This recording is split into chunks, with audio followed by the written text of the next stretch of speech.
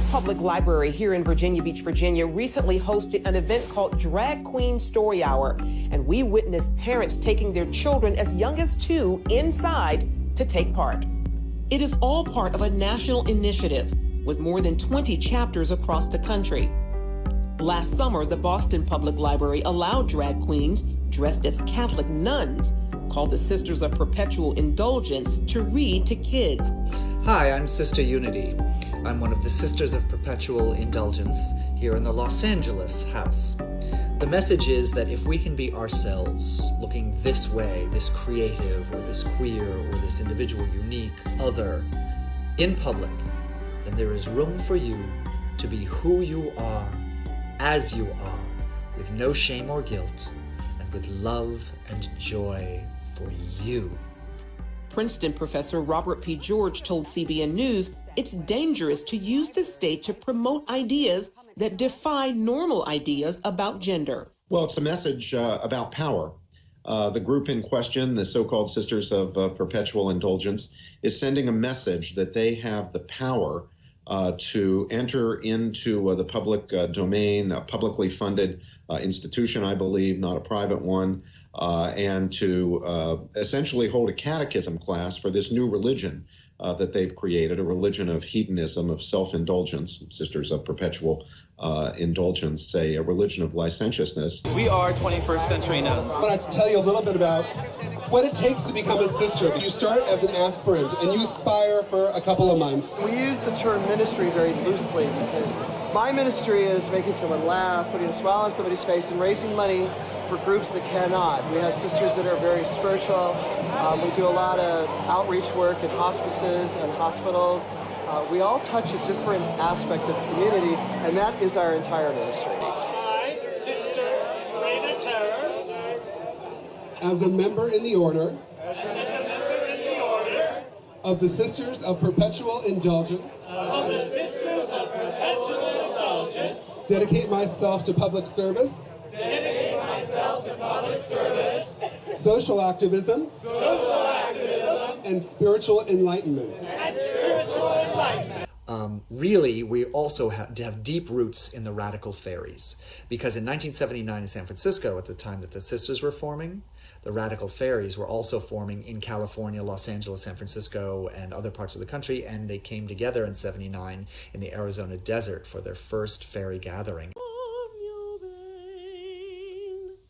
The fairy part seems to be anyone who believes in magic. And what I mean by magic is that we all have the God inside us. We all have the power to create or manifest our own realities. It's just anybody who wishes to be whatever they want to be in that moment. Doesn't matter how whacked out and crazy it seems to anybody else. It's holding that space. That's what a radical fairy is. I think it's holding the space and the energy for you to be free. Because the day I arrived, they have a naked volleyball tournament on a Saturday. I thought, what the hell is this?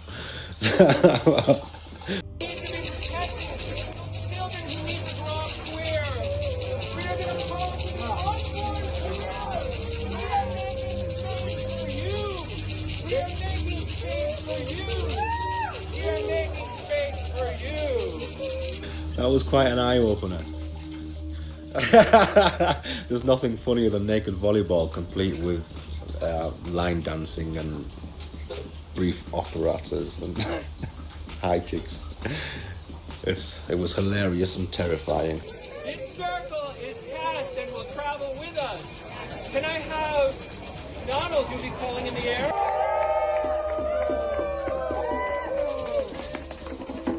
I call on the spirit of the East. The springtime. The rising of the sun. Prior to 1996, a lot of people who came out here to die. They came out here kind of knowing, I think, in the back of their minds that they were going to die of HIV. Yeah, I was diagnosed in 1989. I know I got it when I was in New York City when I was having the blast. The same place I got the hepatitis C. All in the same needle. Very university. People that come here tend to be shamans. Shaman being those who believe in natural magic. The basic part of shamanism is that understanding that all things are one. We also do vision quests. I also have done vision quests with people. And that can be like a 3-day ceremony. They will find a space, roughly about a 50-foot circle, maybe around a tree or something like that. They'll get into that space and they'll remain in that space without food or water for 3 days. And in that 3 days, and they don't, they sleep or do whatever they want to inside the circle, but in that 3 days, I'm not far away, tending a fire and beating a drum. Those drums, when we get to that point of hunger or sleeplessness or whatever, where we're feeling a little delirious, the rhythm of that drum can then be like a handrail that we use to journey inside ourselves. So, what do people believe? You name it. So we have to be sort of accommodating in that aspect.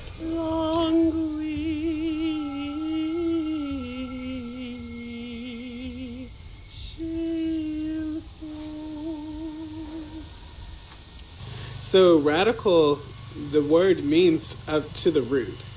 And like in our modern connotation, the word radical means to be on the ends or to be on the edges of things.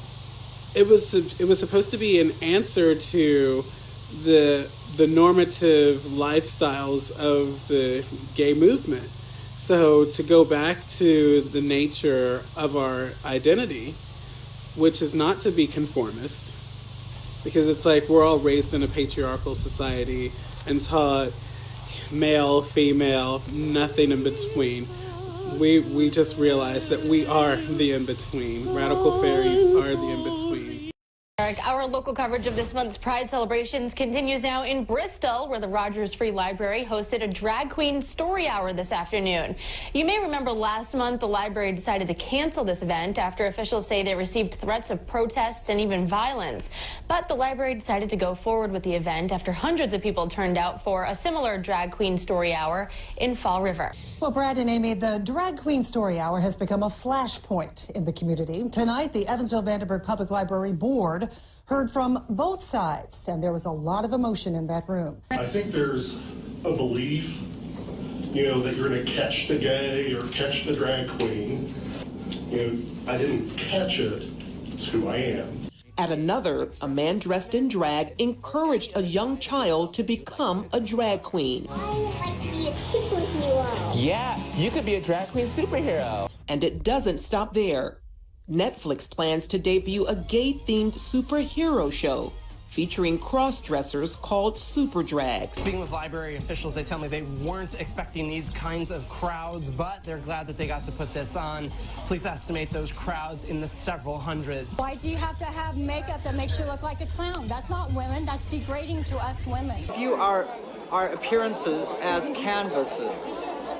So this is the canvas, the blank canvas. We paint the canvas white first, and then we add our own interpretation of who we are. I want our children and my grandchildren to learn to be loving and accepting of all kinds of people. Can't they be sensitive to our needs? Why is it only a one-way street? The response? You don't have to come in.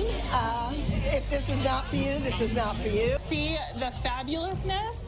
We love drag queens. As protesters roared outside, inside the reading room, the drag queens Tyranny Hex and Katie Roxwell enjoyed a light-hearted atmosphere. The library wouldn't allow our cameras in until the event had mostly wrapped up. Gray skies and a heavy police presence, a large crowd of protesters gathered outside of Greenville County Library today. It all centered on a story time that featured men dressed as women, also known as drag queens, for reading books to children. Nothing but the blood of Jesus. At a place where keeping quiet is the rule of thumb, Every single one of us needs to repent of our sin and believe in the Lord Jesus Christ. it was anything but outside the Greenville County Public Library in Five Forks. How do you teach homosexuality to a child? But on this Sunday, story time featured drag queens reading books to children. It's not right. It's child abuse. There's always going to be a negative response. People get very comfortable, and anything that challenges their comfort is seen as pushing an agenda or oppression. Beginning, God created them male and female. And this is confusing to the children. Many drag queen groups that I've read about are actually admitting to grooming young children towards certain lifestyles. Hi, my name is Ellen Pontiff. I'm actually going to be one of the drag queens reading for Drag Queen Storytime.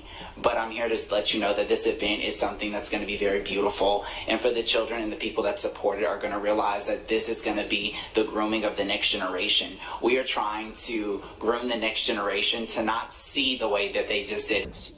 We are grooming the new generation of Americans to be fully embracing of diversity and inclusivity and realize that everyone has dignity even if you don't agree with them. This group with the Greenville Sisters of Perpetual Indulgence, a group started in San Francisco, say that they're here to protect the drag queens from bigotry. People tried so hard to get it to shut down and get it to not to happen. Now I'm going to make it want to happen even more than what I was before. I would hope that they would just accept it. I mean, it's going to happen regardless of what they do or not. We're going to go in there. We're going to make it happen today. I think they should just allow it. We're not going to bother them. They shouldn't bother us, vice versa. I don't hate those people, but I hope that they'll come to a knowledge of Jesus Christ. A day that brought passionate protests with very different opinions amongst a heavy law enforcement presence with peaceful results. One of the presenters turned out to be a registered child sex offender. No one had looked into his real name. Ron, the Houston Public Library isn't sugarcoating anything. They admit they messed up here and they've apologized. This is Albert Garza, a registered child sex offender, convicted in 2008 for molesting an 8-year-old boy.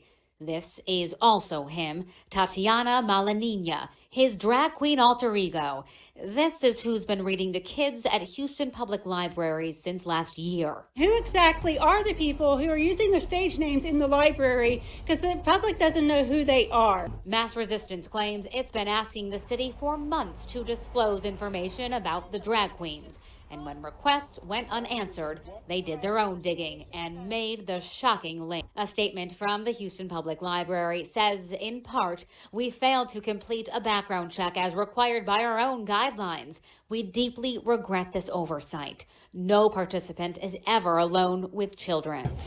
It's exactly what it sounds like. Drag queens men who dress up as parodies of women reading books to young children. How did that go wrong? Well, one of the drag queens employed by the Houston library systems turned out to be a sex offender. Not an alleged sex offender, a registered one.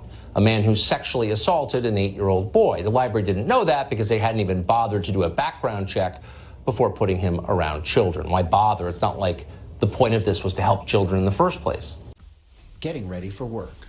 A meticulous process that involves shaving, glitter, hairspray, and a wig.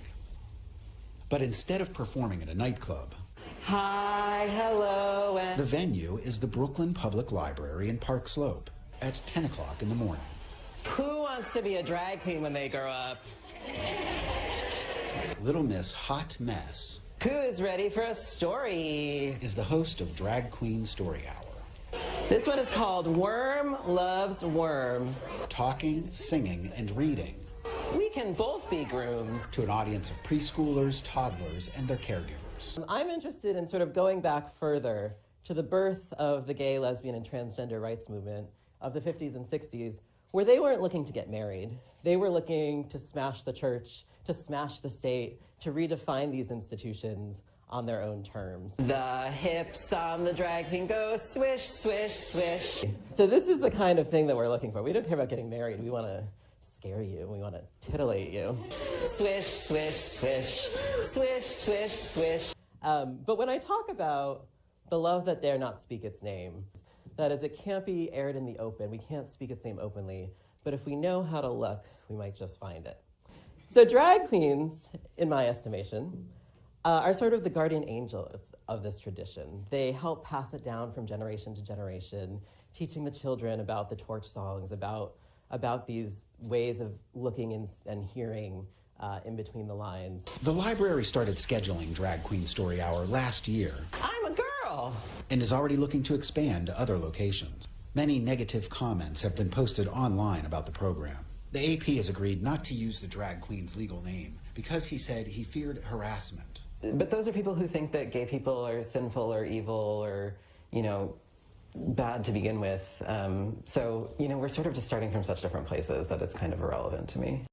Do you get it? Everyone thinks that this girl is a boy because she's a little bit of a tomboy. Engaging young minds through sights and sounds. Who wants blue? Ted Shaffrey, Associated Press, New York.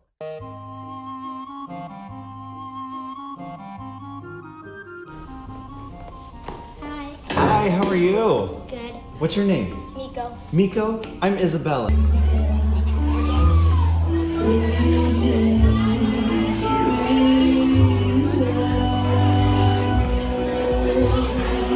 What's your name? Kristen. Kristen? Nice to meet you. I'm Isabella. How are you doing? Good. Good. Are you nervous? Yes. How come? Do I look scary? Hi, kids. Why do I do so many Red Wing videos?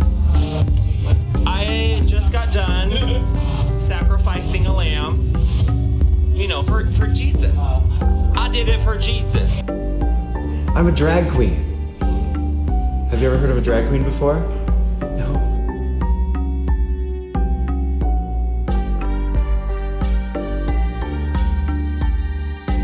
Hi, kids.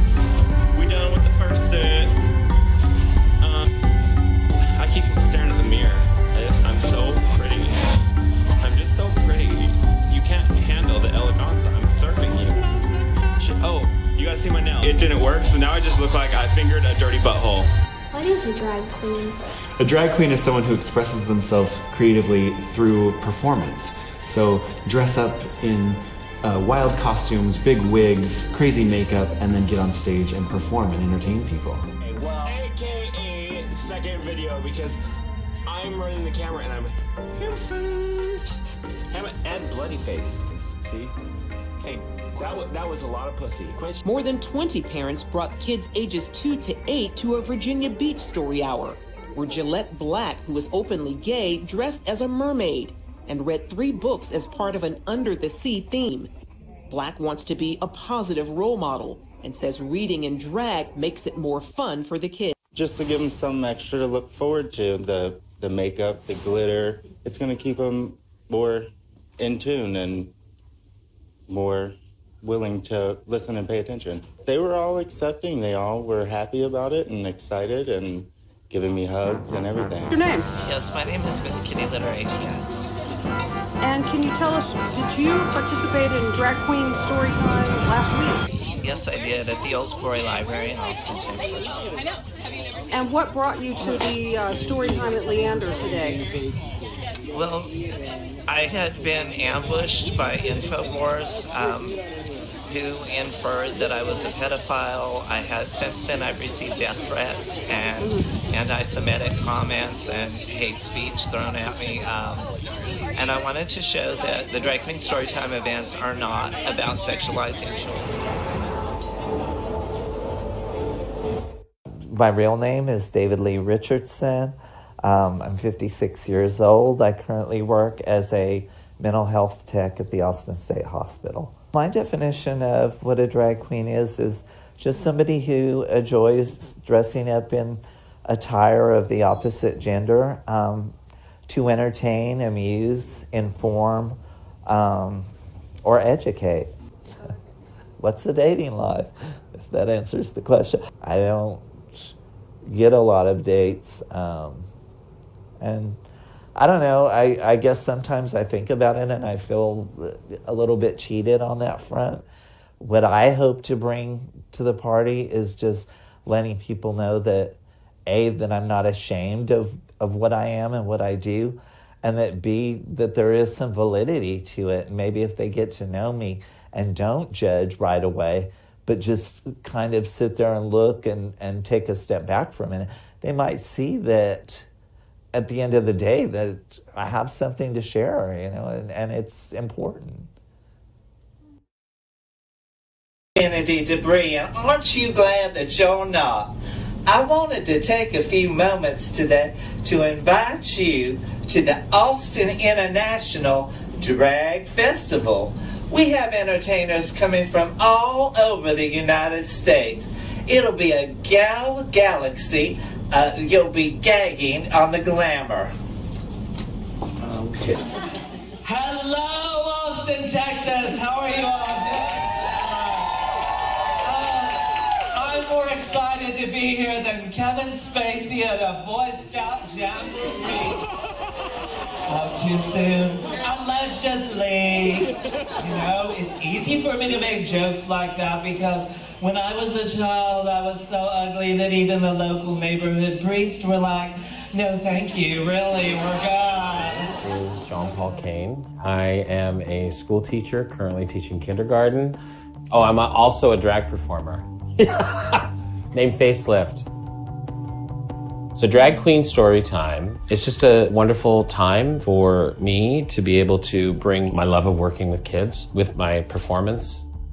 I've always been very sort of creative and dramatic. I don't know, there's just something that's kind of magical in the transformation. I know I'm still me. Ultimately, my kids, they influence a lot of the style of how Faye has evolved over the last 10 years. The music that I choose, the sort of brightness of the colors of the costumes I wear. So if anything, the kids have inspired her more than I would say anything else. When you think about it, really, bringing drag performers together with little kids is kind of a perfect relationship. And it's kind of like drag performers are clowns, right? Like they really sort of, they play things up, they're over the top, they're like a cartoon come to life. Welcome to Faye and Fluffy's Story Time. Reading is fun, demental. I'm hoping what the kids get out of coming to Storytime is an opportunity to see that things that are different aren't scary, that things that are different are amazing. That's kind of what is so incredible about the reading, is that you get families from all sort of backgrounds and experiences and relationships and gender identities and everything. And to see that diversity in people is what needs to be celebrated. And the more that we're exposed to that, the more comfortable we become with each other. The grassroots aspect of what this is that you're giving these little morsels of stuff to these kids who are really honestly some of the most powerful teachers that are out there in the world. So I'm hoping that it's like, you know, dropping a stone in the pond and then it just ripples out.